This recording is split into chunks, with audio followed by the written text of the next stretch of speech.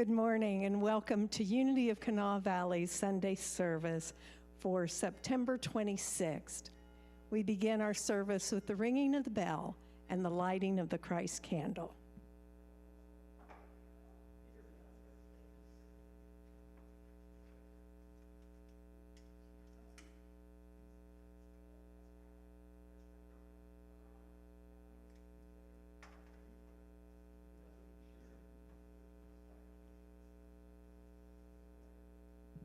We ring this bell and we light this candle as a reminder of the Christ light that shines in each and every one of us. So if you would, repeat with me our opening statement. Together, there is only one presence and one power in the universe and in my life, God the good, omnipotent. And sit with that statement. Yes, but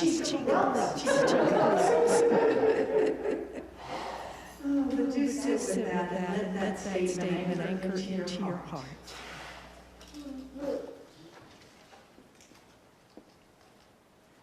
And then repeat it with me once more. There is only one presence and one power in the universe and in my life, God the good, omnipotent. Our songs this morning are led by Ron and accompanied by Jeff. Good morning. Would you please stand? We'll sing Surely the Presence, which is right inside your front cover.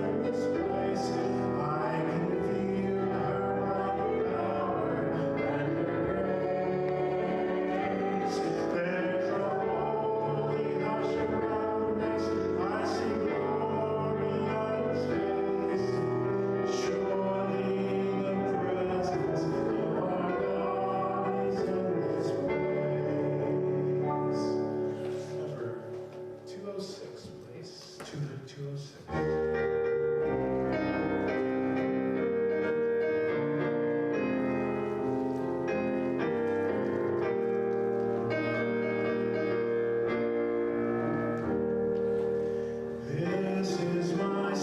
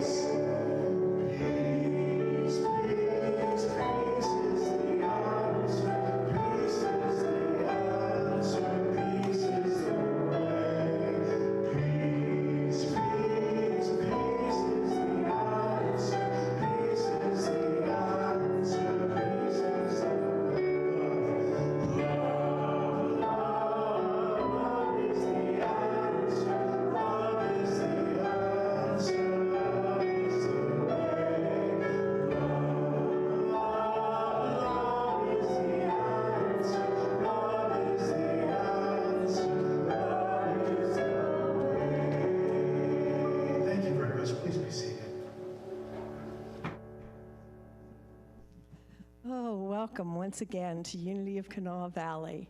And we have some first-time visitors. Do you want to introduce those, Sky, them?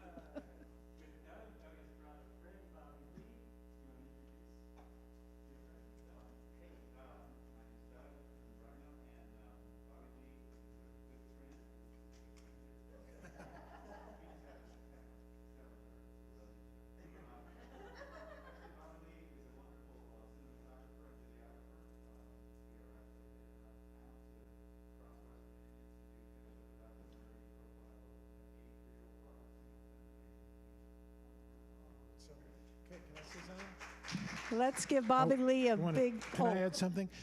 Doug and Bobby Lee are both responsible for those great videos. Laying down, laying to change things. Oh, thank you. We're so happy you're here this morning.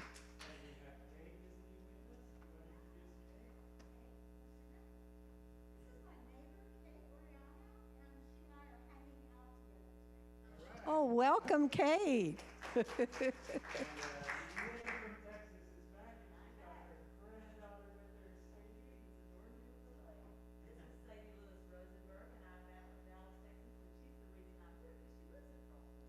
Wonderful. Hey, Sadie, good to have you here.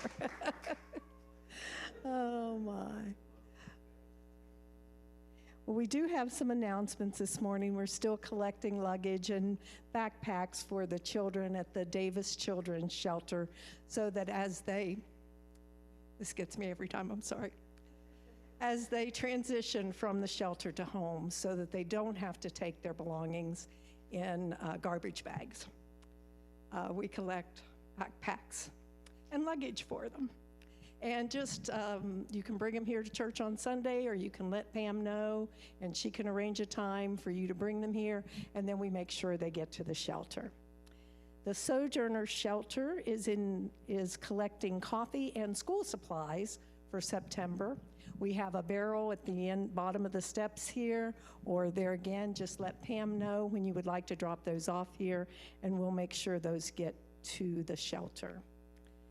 We would ask you to please volunteer, be a part of our service. There are several ways you can do that. We have a sign-up sheet right here.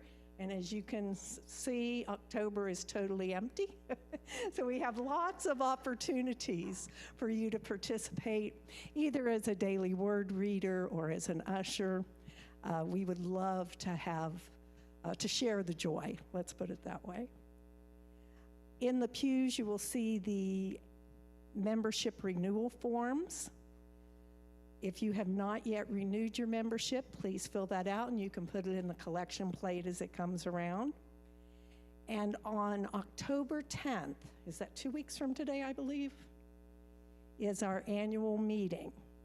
So if you want to be a voting member during the annual meeting, you will need to renew your membership. So mark your calendar. The membership meeting will be held directly after the service on Sunday, October 10th. We're also looking for Sunday school teachers. If you have a calling in your heart to share with the little ones, that would be greatly appreciated.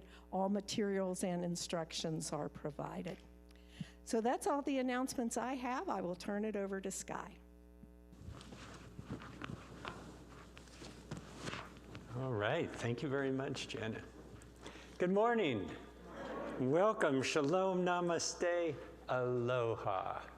The light in me greets the light in you. My name is Sky Kirshner. I want to welcome you to Unity of Kanawha Valley Online. Thank you for being with us from wherever you are. I was asked to say a few words about why we do an annual renewal of our membership. There's a bit of a history to it. Part of it is because sometimes people would become members, and back before Google, what's the guy's name who invented the internet? That vice president, Al Gore invented the internet. Sometimes people would move away. We wouldn't know where they were. They'd be on our membership rolls, and we didn't have a way to ask them what they wanted to do about that. And then the annual meeting would come around. We needed a quorum of at least, I think it was half the membership, and we had 20 people who we had no idea where they were or what to do with them. So we decided, partially based on a recommendation from the mothership, Unity Grand Central, their recommendation for bylaws was to have an annual renewal of your membership. Am I saying that closely enough? Barbie likened it to the library asking you to verify that your contact information is correct. So that's all that is, and that's in your sheets if you're interested. If you're interested in becoming a member, there's a little check-off there too, and you can do it that way as well. Barbie has been doing an amazing job at what we are temporarily calling the Unity House Cottage building, Myrtle's Place, on the Barbie's Dream House. Thank you, Danny. Danny, Barbie's second getaway, but it's across the parking lot. It was the parsonage when this was a Methodist church. It was the manse when this was a Presbyterian church. It's where the pastor lived. Actually, the addition that they built down here was where the first pastors lived, but then they built that house. Our longtime friend and member, Blue, Fred Westfall, passed away, as you know, a year ago, and we're still cleaning out, and I think most of the furniture is out there, just a few things left, and Barbie is asking for 3 or 4 people who are willing to help carry some things to meet her over there immediately after the service. So if you feel capable of joining in that, and if we have more than 4, that's great. That'll just make it that much easier. There will be a discussion group immediately after the service, and Unity Kids Camp continues every Thursday at 5 o'clock, 5:30. We go from 5:30 till 6.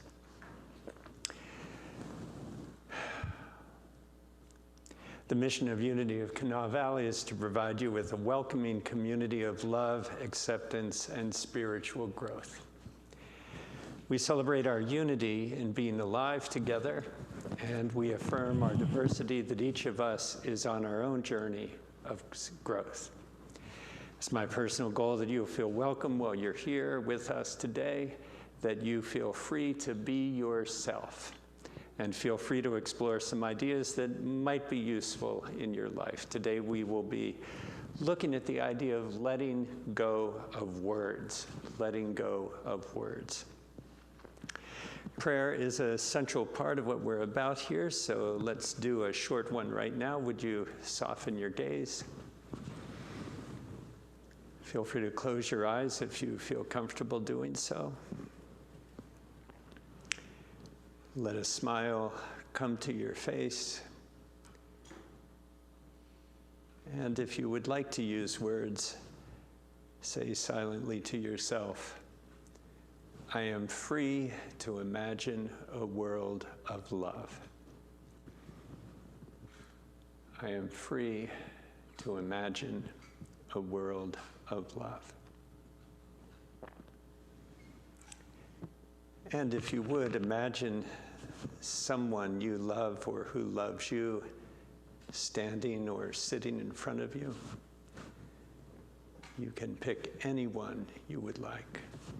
This is not limited by time or space or life or death. Look them in the eye. Imagine them saying to you, you are free to imagine a world of love. And would you say back to them, thank you for being with me on this journey.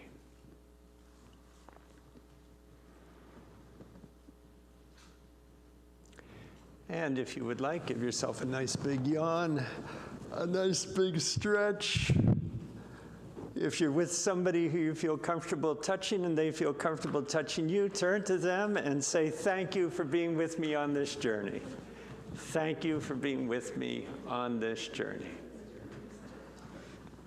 I want to thank each of you for being here today. Your being here is part of the world that we're creating. Every small thing you do makes a difference.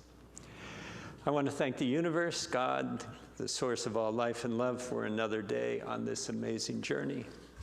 I want to thank everyone who's made this service possible, for Stephen and our board of directors, Barbie, Jamie, Rich, Peggy, Laura, and Kathy. We had some of those folks had their last meeting because we're transitioning to a new board. That will happen at the annual meeting, which is in 2 weeks.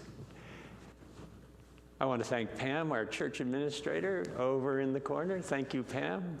I want to thank Ryan and Ron and Jeff. Ryan, who's in absentia, but Jeff and Ron for being our masters of music, for Janet, our worship leader today, for Danny and Rich, our Zoom meisters, for our amazing prayer chaplains, Sharon, Janet, Marianne, Laura, and Alexa, and our daily word reader today, Barbie Dahlman.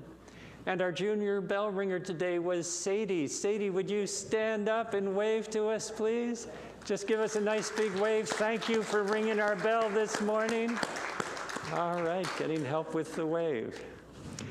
I want you to know that I continue to lift up every member and friend in my mind's eye every day. I'm so grateful for the chance to walk with you on our journey together. And I want to remind you that God is our source. The pen is in your hand, and a new day is dawning for us all. So let's go into a more extended period of prayer.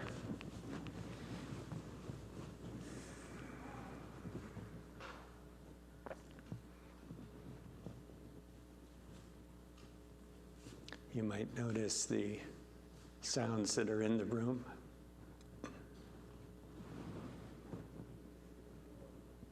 Buzzing from the equipment.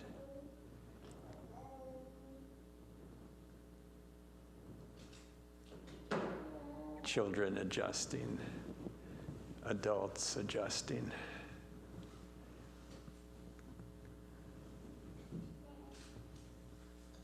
You might notice the experience of being in this place, whether it feels warm or cool to you. The point of contact between the floor and the bench and your body. The sensation of air on your arms and on your face.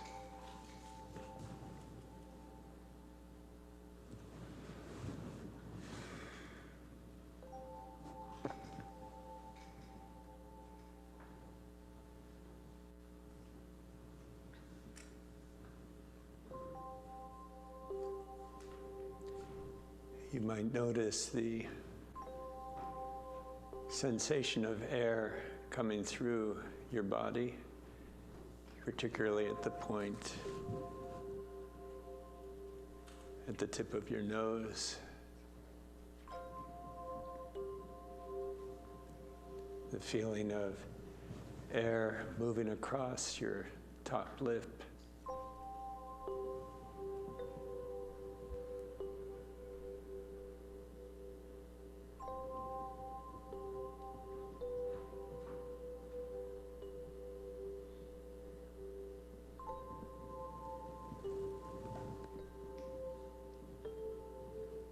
The rising and falling of your shoulders, the movement of your diaphragm and stomach as we deepen the breath.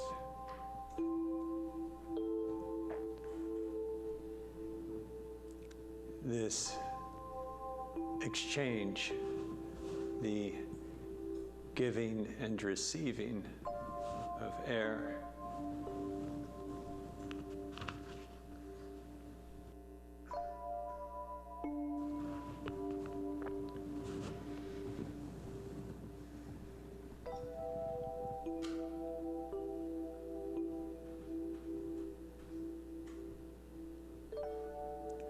all of the functionings of the body which happen without words. The intelligence of our bodies on a nonverbal level. So much going on under our awareness, beyond our awareness.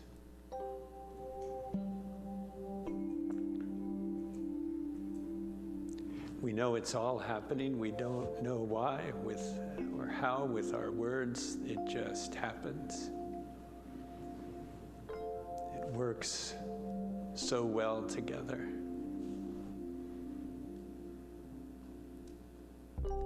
Almost as if the unconscious processing and processes of the body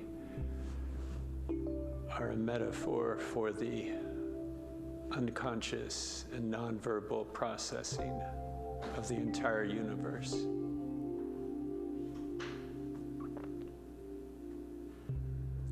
Systems moving, working together.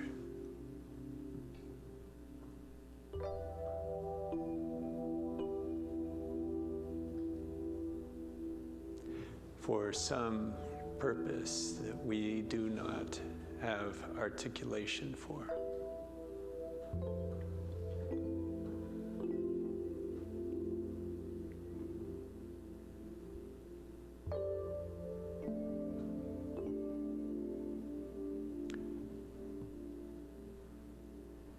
Jesus, the Jewish mystic, speculated that love is at the foundational reality underneath everything else going on in the world and in the universe.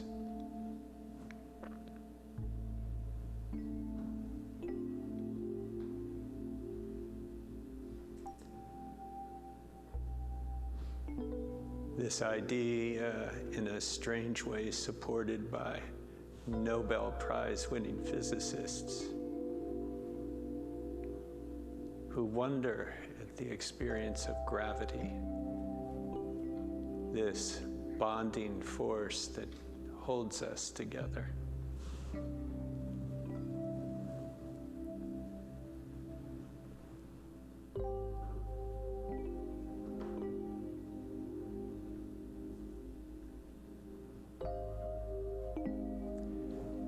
Something beyond words is going on here.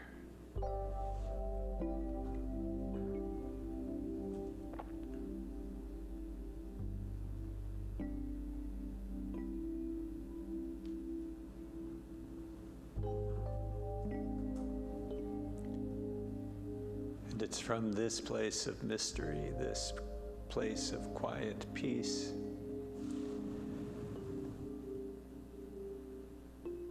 that we reach out to anyone, anywhere, in any need or trouble.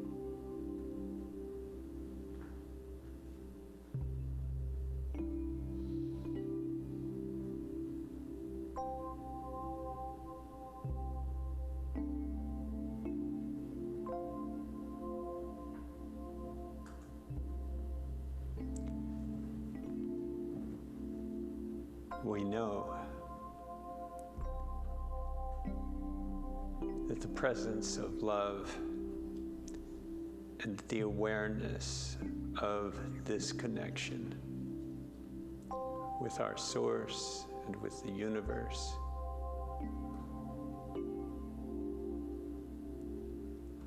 is available to all people at all times, regardless of identity, regardless of circumstance, with no exceptions.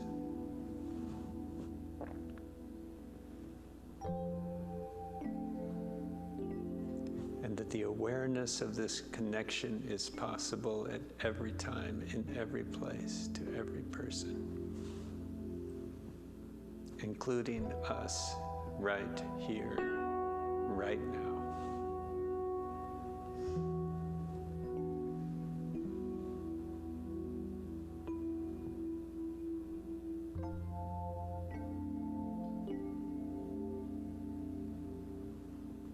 And for this, we are grateful.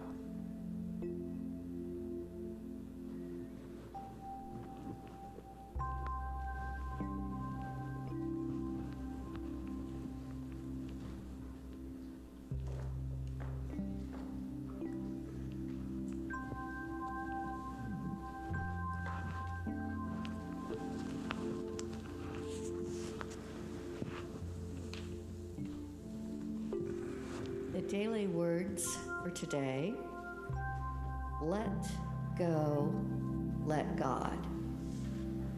Divine love, wisdom, and understanding express through me.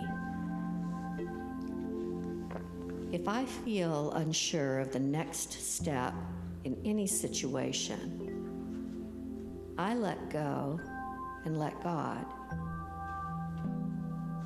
I don't walk away from difficulty or try to force resolutions. Instead, I release my tight mental grip on problems and open myself to solutions. I let go of my ego's desire for control and my need to bring about specific outcomes. I believe there are solutions and remedies beyond what my mind can conceive. I yield to possibility. I trust the indwelling divine presence, just as I would trust a mentor. Letting go and letting God means creating space for the dynamic, creative energy of Spirit to inspire and surprise me. Divine love, wisdom, and understanding fuel my thoughts, express through my words, and guide me in all ways. Teach me your way, O Lord, that I may walk in your truth. Give me an undivided heart to revere your name. Psalm 86:11.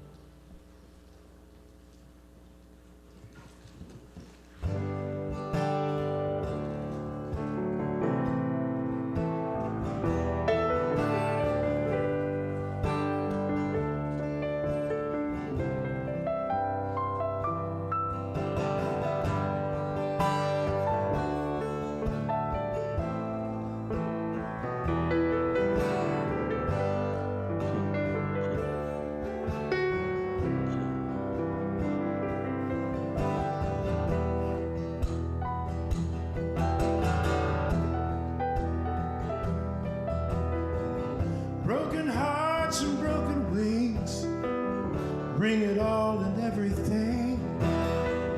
Bring the song you fear to sing, all is welcome here. Even if you broke your vow 1,000 times, come anyhow. We're stepping into the power of now, all is welcome here.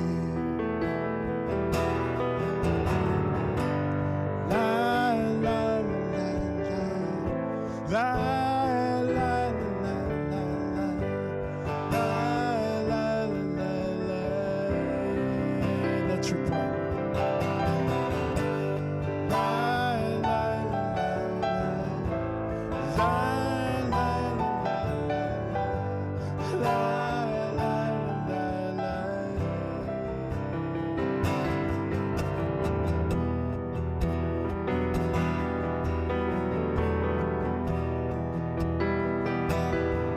See the Father and the Son reunited, here they come, dancing to the sacred drum. They know they're welcome here. I see the shaman and the mighty priest. I see the beauty and the beast, singing, I shall be released, and I am welcome here.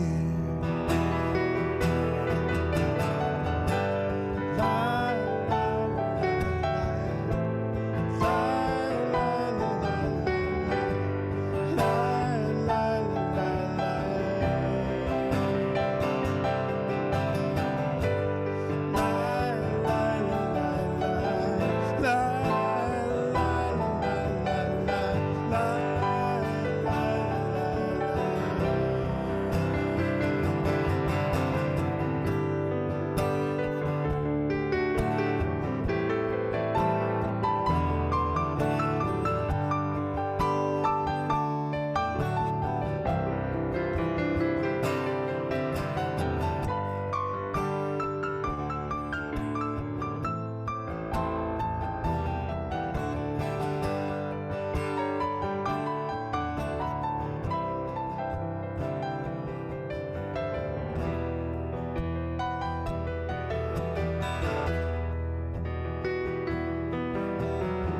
So bring your laughter, bring your tears, your busy lives and your careers. Bring the pain you've carried for years. All is welcome here. Freedom is not so far away. There's only one price to pay. Live your dreams and let them fade. Let them fade and let them go.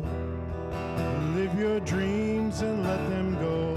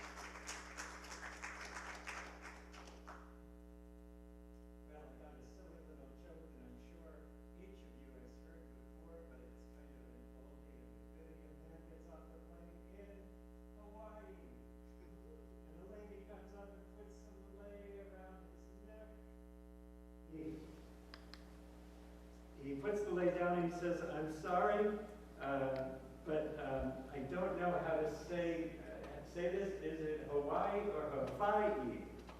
The lady says, "Hawaii."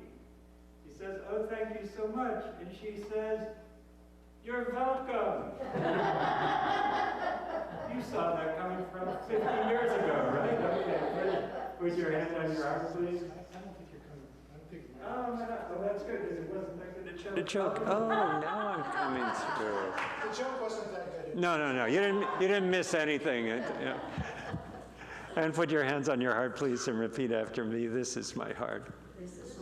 Through it, I am connected to my neighbor, to my source, and to myself. I'm learning to trust it in all things. And I am grateful. Well, today we're going to be talking about praying without words, how to be free in our thoughts to simply imagine or simply to be without words. We live in a word-dominated culture. We have words flying at us all the time.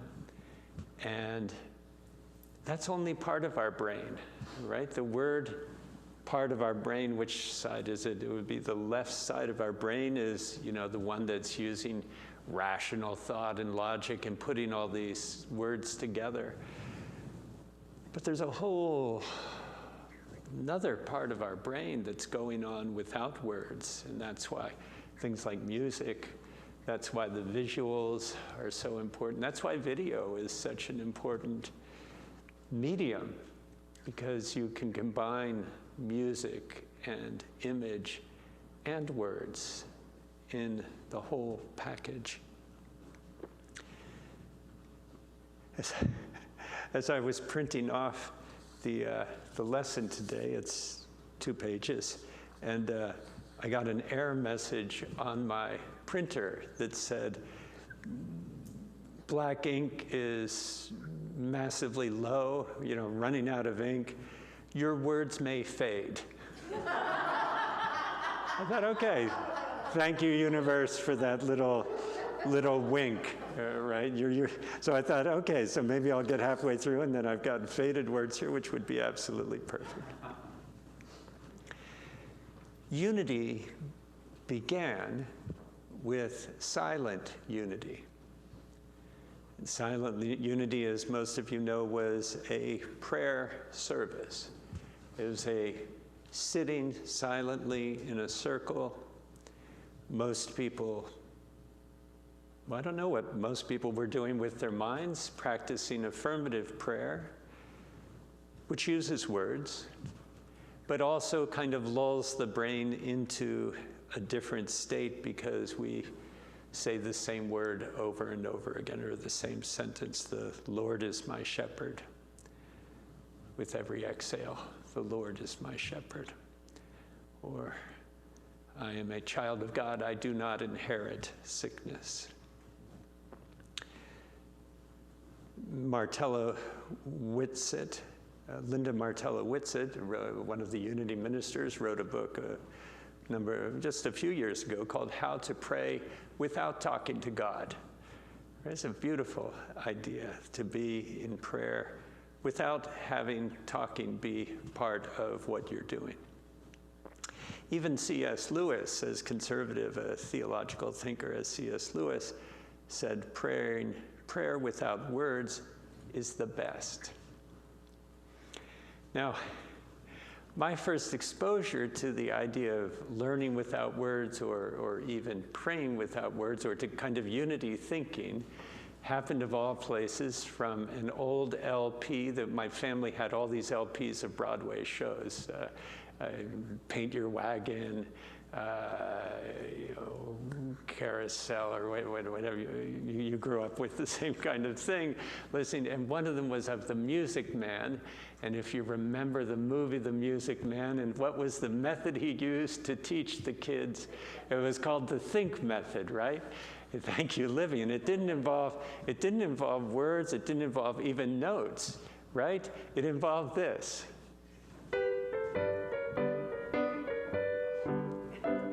So he would play this all over and over again, and then it would start to, that's my Johnny up there playing the trombone. Perfect. So you remember that, right? La da da. You just get them to hum the thing and then think, but not thinking with words. The musical instruments hadn't arrived yet. He thought he'd be gone by then, but he fell in love with Marion, the librarian, and so he winds up staying, and he's hoping the kids will put something together. That is an interesting approach to learning something, to kind of imagine that you can do it and then seeing what happens. We know that in the Olympics, now these folks aren't just imagining, they are practicing, but they are also imagining the ski run, imagining the tennis game, imagining whatever it is that they're engaged in. The book Think and Grow Rich, I thought based on the title it was all going to be about imaging and that somehow money would come, imagining money would come, but that wasn't what the book was about at all. It had to do with thinking about what do people in the world need, and then providing that service freely. It starts with the thought, though. Even if you take a thought that Jesus had of moving a mountain, if you say to this mountain, move, it will be moved. And, probably at the time people thought, well, that's kind of a crazy idea. Although Herod was moving mountains to build his things, the Romans were big mountain movers and started with an idea. Now, is moving a mountain a good idea or not?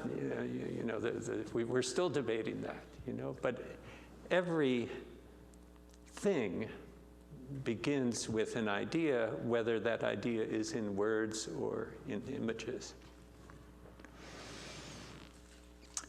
Some of you have used vision boards, which was made popular by the movie and the book The Secret. You just think about what would you like to bring into your life, and putting those images out there.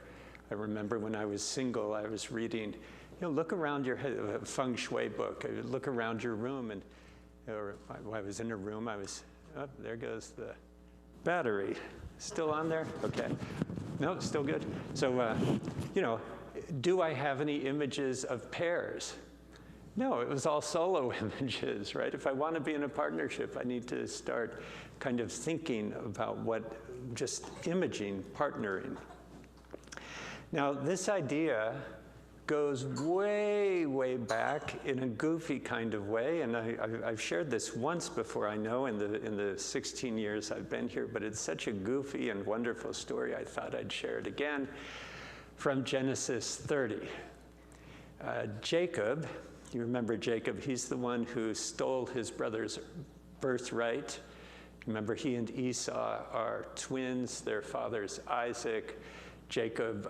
Isaac's dying, and so Jacob dresses up as if he's Esau in hairy garments, and Isaac is blind, and he wants to give his birthright. I don't completely understand how that whole thing works, or why it happens, but at any rate, it was important to him to get it. His mom is pushing him, right? His mom is saying, yeah, get in there, get in there. I don't know the problem she had with Esau was, but at any rate, she's pushing Jacob to do this. He gets the birthright, and when Esau finds out, he's pretty angry, and so Jacob flees because he's afraid Esau is going to kill him. So he flees, he goes to another land, stays with some relatives. He meets this woman, Rachel, at a well. She's cute. Through the mask, I guess, you can see he likes her eyes, and they have a nice connection. He's feeding like his sheep, or maybe she gives him some water because she's got a way to draft it at any rate. They fall in love, and so he goes to the father and says, I'd like your daughter's hand in marriage, and he says, great, and they have a wedding, and it turns out he gets married to Rachel's sister, Leah, which is a funny part of the story, right? Because that's the same thing Jacob did to his dad. Now in the karmic story, right now Laban is doing that to Jacob, switches daughter, because Leah's older. Right? Oh no! When he complains, he says, "Yeah, I can't marry the younger one when the older one's unmarried." So then there's that deal, you got to work 7 years before you can marry Rachel, right? So he works his 7 years and he marries Rachel. So now he's got 2 wives and all of this. There's all this like tricking of people in the Jacob story. Jacob, as you remember, later on changes his name to Israel. And so the children of Israel, who Jesus is part of and who we are part of that tradition, is a tricker. Basically, he's a tricker. Kind of like the Music Man in a way, I guess. At any rate, here's another. In Genesis 30, we have this other story, this weird story of another trickery. So Jacob's got, his family. He's doing well. He's increased Laban's flock by a lot. And he goes to Laban and he says, hey, let me go, let me take your daughters, let me take some of the flock, and it's time for me to spread my wings and kind of establish my own household. And Laban says, you've done amazing here, you've brought prosperity everywhere he goes. Jacob is bringing prosperity. he says, Laban says, name your wages and I'll pay them and you can go. And Jacob says, well, how about I'll go through the flocks of all the sheep and all the goats, and I'll take any sheep or goat that's speckled or that isn't all black or isn't all white. I'll take all of the kind of blemished ones. And Laban says, oh, that sounds like a good deal to me. And part of the idea is then you'll know whether that I'm treating you fairly, because I won't have any all white or all black sheep or goats in my flock. I'll just have the speckled ones, and you'll have the purer ones. So Laban says, great, that sounds fine. So they divide the flocks off. Laban's got his flocks. Jacob gives the speckled ones to his sons, and they go off 3 days away, so they're not going to intermix the flocks. Jacob stays with Laban to kind of work out some more stuff, and he's going to be there for another couple of years. And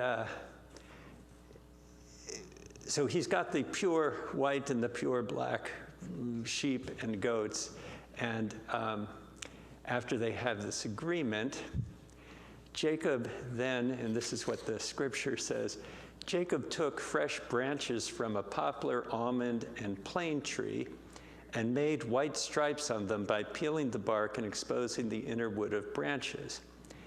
So he's taken these branches and he made them striped. He made them speckled, so they're brown and white and brown and white and brown and white. And then he placed the peeled branches in all the watering troughs, so that they would directly be in front of the flocks when they came to drink. When the flocks were in heat and came to drink, they made it in front of the branches, and so the white and the black goats and sheep bore young that were streaked and speckled or spotted.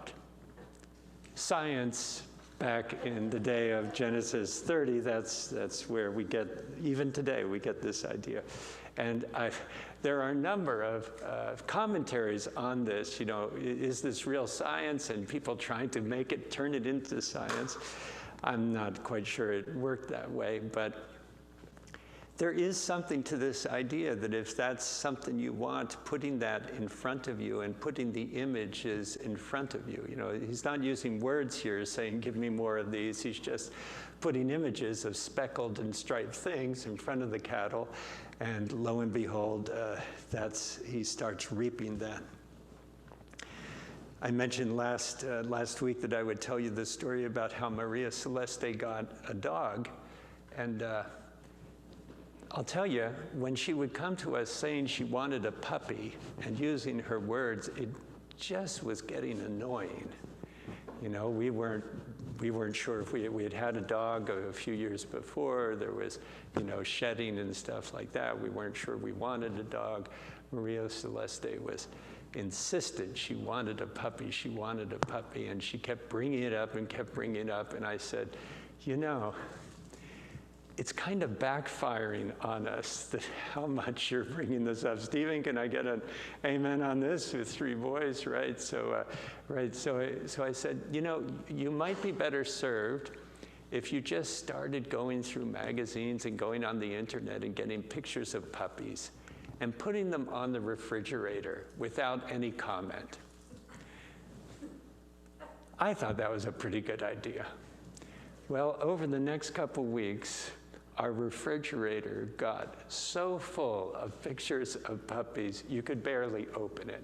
In fact, sometimes she would put it over the door so that you couldn't, the freezer and the thing. It was just full of pictures and puppies, and I gotta tell you, she was finding the cutest pictures. And those puppies were just getting cuter and cuter. She knew what she wanted. She knew exactly what she wanted. She kept putting up there. And finally, Maria and I, my wife, looked at each other and we said, I guess we're getting a puppy. So I don't know. It works with cattle. It works with parents. I thought it was brilliant. She did it, and we ended up getting a puppy, and we're very happy with her. She looks just like all the puppies that were on our refrigerator door. Praying without words. praying in images. As you all know, when I pray for someone, that's all I do. I lift them up. When I pray for our friends, for our members, for those people I know who are struggling, I don't know what to ask for. I don't, the words just kind of get in the way. And so I just lift them up and see them surrounded by light and love. My ego is, I want to try to keep my ego out of it as much as possible. I don't know what's the best for this person in this situation. I just don't. And so I lift them up. I see them surrounded by light and by love. And I trust that whatever happens will be good, even if it's not what my ego wants. So I want to recommend praying without words. One, it releases us from being annoying to parents or to God. I don't think God gets annoyed, but I'd be annoyed if people kept begging me for stuff. Praying without words, in a way, releases us from the hows and from the outcomes. It releases us from worrying about the outcomes. I just see the person surrounded by light and by love. I see the situation surrounded by light and by love, and I let go of the outcome. And praying without words recognizes that there is more going on here than what our egos can understand. So I wanted to see, we've got a minute or two. I wanted to see if anybody would like to share a story from your life experience of praying without words. So if anyone has a story, sometimes these are kind of funny things, sometimes these are very, I know you do this, right? You've done some amazing things in your life without words. Would you be willing to share one, Jenna? Well, you're taking your mask off, so I'll take that as a yes. I kind of do both, I guess, is that I put it... Could you come over to the center so over our... here? Okay. For me, I do like to put it in words first, just so it helps me get a clear picture in my mind as to what it is that I want or need or think will further my soul along. But then once I've done that, I don't need to keep repeating over and over and over if I can simply picture this picture and put myself in this picture and get the feeling of having this in my life. I'll give the example of when I needed a car. And at first, I was picturing myself riding places, and sure enough, I got lots of rides to lots of places. And then it hit me, oh, I have to picture myself in the driver's seat. And so when I made that distinction of putting myself in the driver's seat and feeling myself in the driver's seat, that's when it came about that I was able to have a car.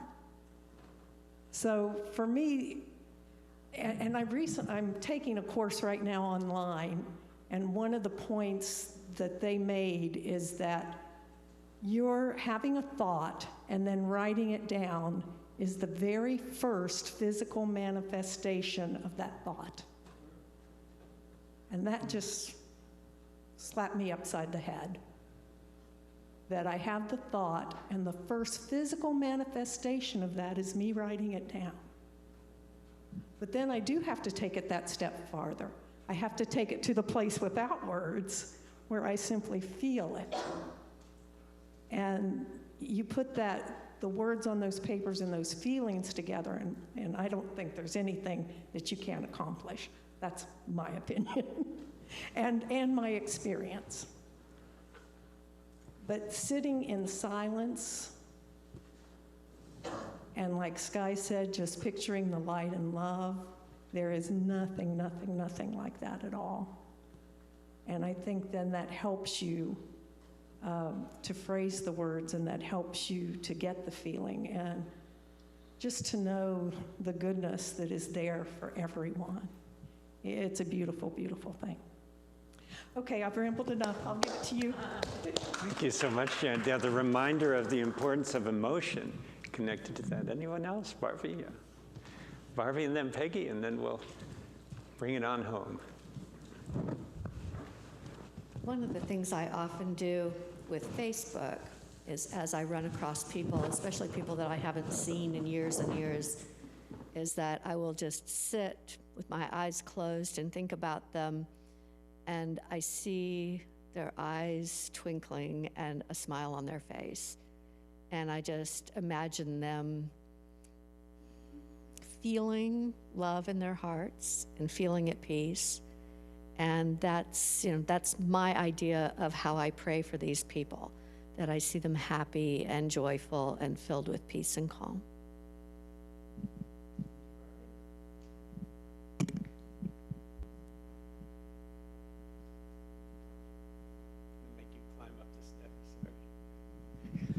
Well, thanks, Barbie. That goes right along with what I was going to say. My son came over yesterday, and some of you may know him and some of you may not, but please don't share with him what I'm about to say. Don't tell him. And you on Zoom, too.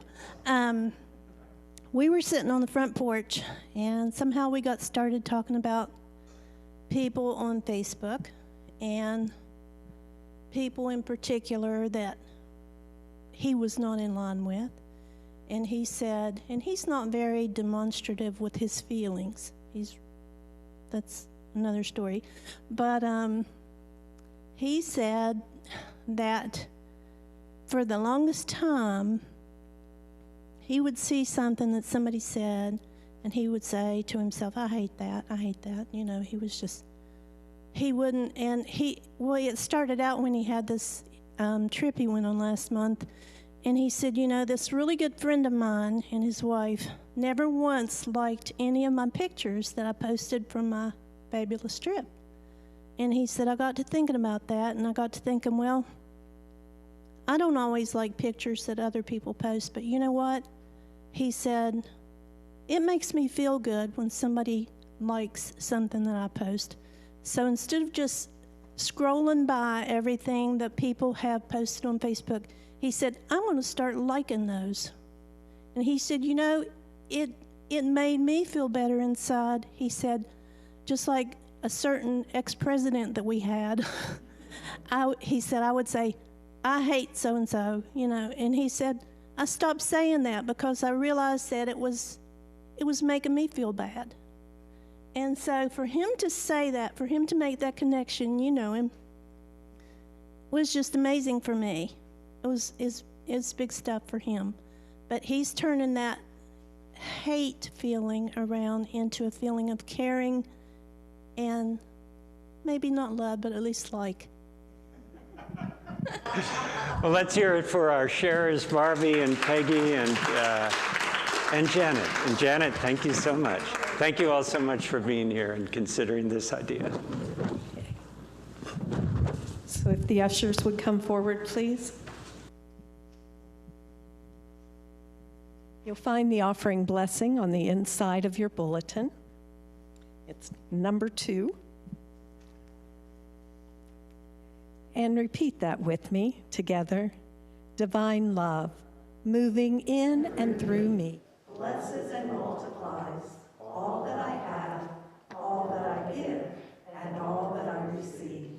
I give in love, I trust God, and I am grateful.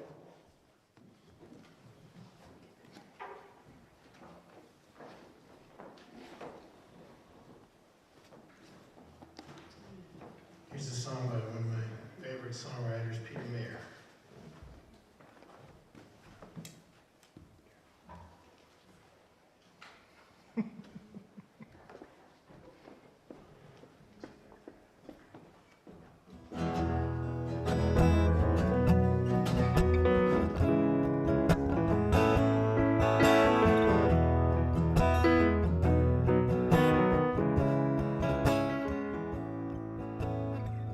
Jesus spoke, entreating them to live together in a great circle of love. And when his followers asked him then who should be included, Jesus said, let everybody in, everybody in, everybody into the circle, circle, everybody, everybody, everybody into the circle, circle. Oh, oligarchs and tyrants try to keep some in and some outside, till revolution sweeps across the land and the people all stand and the common folk cry, let everybody in, everybody, everybody in, to the circle, circle, everybody, everybody, everybody in, to the circle, circle. Now sometimes a circle is a class or a creed, sometimes a circle is made of only men, until Susan B. Anthony says, what about me? Let me in. Oh, everybody in, everybody in, let everybody in, to the circle, circle, everybody, everybody, everybody, everybody, everybody in, to the circle, circle. Still the circle is a privileged thing, excluding people for the color of their skin, until the voice of Martin Luther King says, let freedom ring, let them in, everybody in, everybody in, everybody in, to the circle, circle, everybody, everybody, everybody in, to the circle, circle.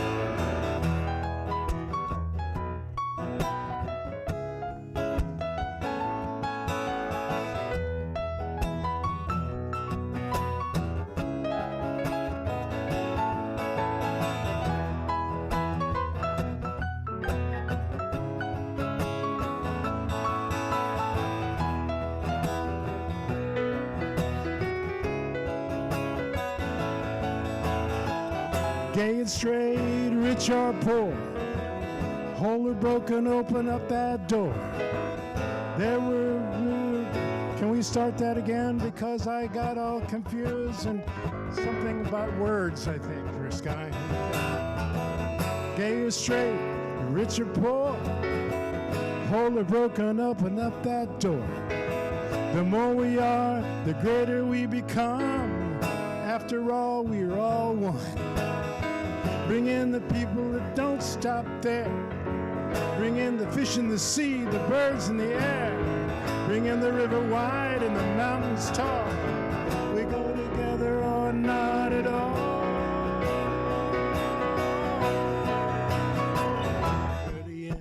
Everybody in, everybody in, to the circle, circle, everybody, everybody, everybody, everybody in, to the circle, circle, everybody, everybody, everybody in, to the circle, circle, everybody, everybody, everybody in, to the circle, circle.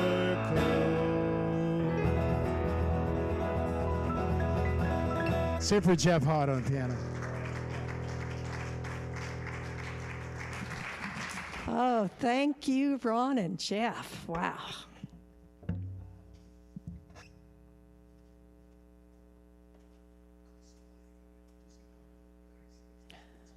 So we give thanks for these gifts and offerings, and everyone who is welcome here, everyone who supports this church with their time, with their talent, with their treasure.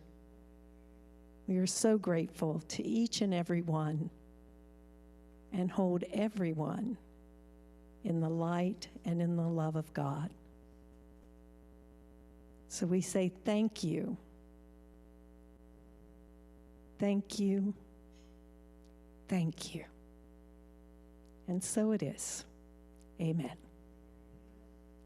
Now, if you'd like to stand, we'll do our peace song and prayer for protection. I know her birthday last week. That was Janet Hamilton. Anybody else have an Anniversary, Maria, about 22 years.